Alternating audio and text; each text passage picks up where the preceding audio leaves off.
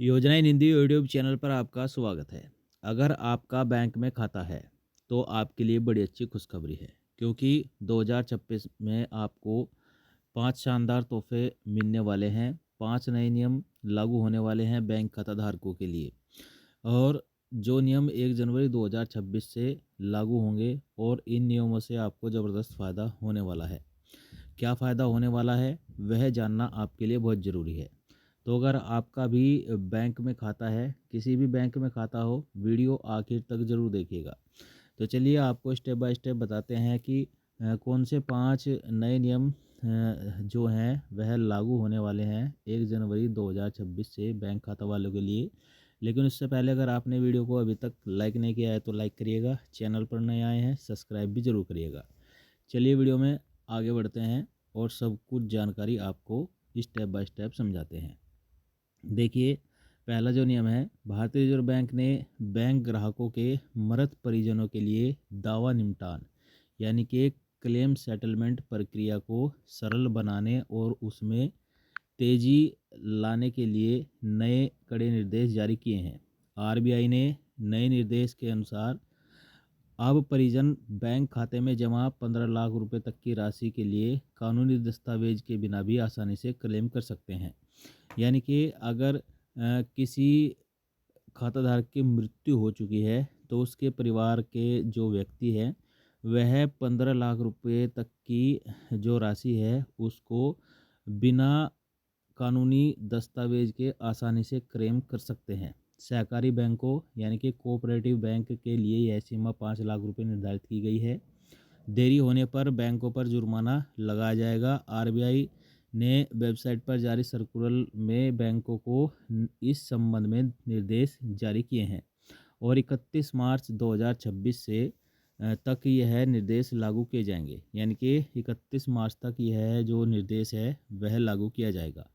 चलिए नंबर 2, अगर आपने अभी तक अपने बैंक अकाउंट में नॉमिनी नहीं जोड़ी है तो अब यह खबर आपके लिए ज़रूरी है। भारतीय रिजर्व बैंक ने बैंकों को साफ निर्देश दिए हैं कि वे हर ग्राहक को अकाउंट खोलते वक्त नॉमिनी जोड़ने की सुविधा और उसके फ़ायदे के बारे में विस्तार से बताएं।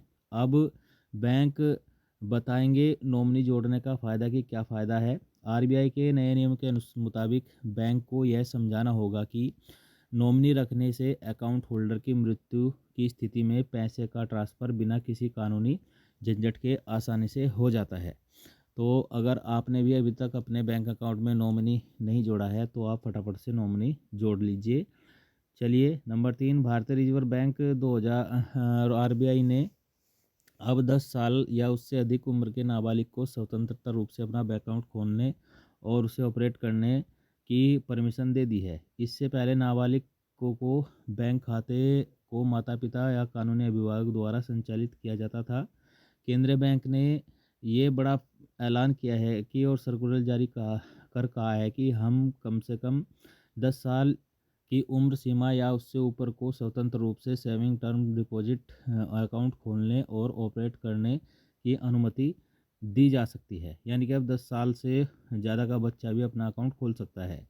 नंबर 4, भारतीय रिजर्व बैंक ने आम ग्राहकों को राहत पहुंचाने के लिए बड़ा बदलाव किया है। यह नए बदलाव से बेसिक सेविंग बैंक डिपॉजिट यानी एसबीडीएस यानी जीरो बैंक अकाउंट खाते वालों के लिए है। इसमें हर महीने जमा होने वाले रकम बिना किसी नवीनीकरण शुल्क के फ्री में एटीएम या डेबिट कार्ड का उपयोग, हर साल कम से कम 25 पन्नों वाली चेकबुक, इंटरनेट और मोबाइल बैंकिंग और पासबुक या मंथली डिटेल जैसे नए बदलाव शामिल हैं। यानी कि अगर आपका जीरो का बैलेंस अकाउंट है तो यह सुविधा आपको मिलेगी।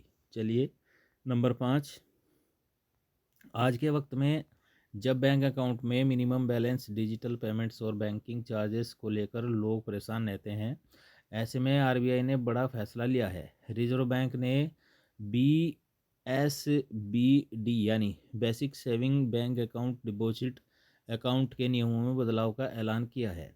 अब BSBD अकाउंट को एक नॉर्मल बैंकिंग सेविंग सर्विस माना जाएगा और इसे हर ग्राहक जीरो बैलेंस पर खोल सकेगा। इससे उन लोगों को बड़ी राहत मिलेगी जो बैंकिंग चार्जेस और मिनिमम एवरेज बैलेंस को लेकर दिक्कत में रहते हैं। नए निर्देश हर बैंक, हर ग्राहक और हर तरह के सेविंग यूजर्स के लिए लागू होंगे। तो साथियों, ये कुछ नए नियम 2026 में लागू होंगे, जिससे बैंक खाताधारकों को बहुत ज़्यादा फ़ायदा मिलेगा। वीडियो अगर आपको अच्छा लगा हो तो लाइक शेयर कमेंट जरूर करिएगा। चैनल पर नया आए हैं सब्सक्राइब भी जरूर करिएगा।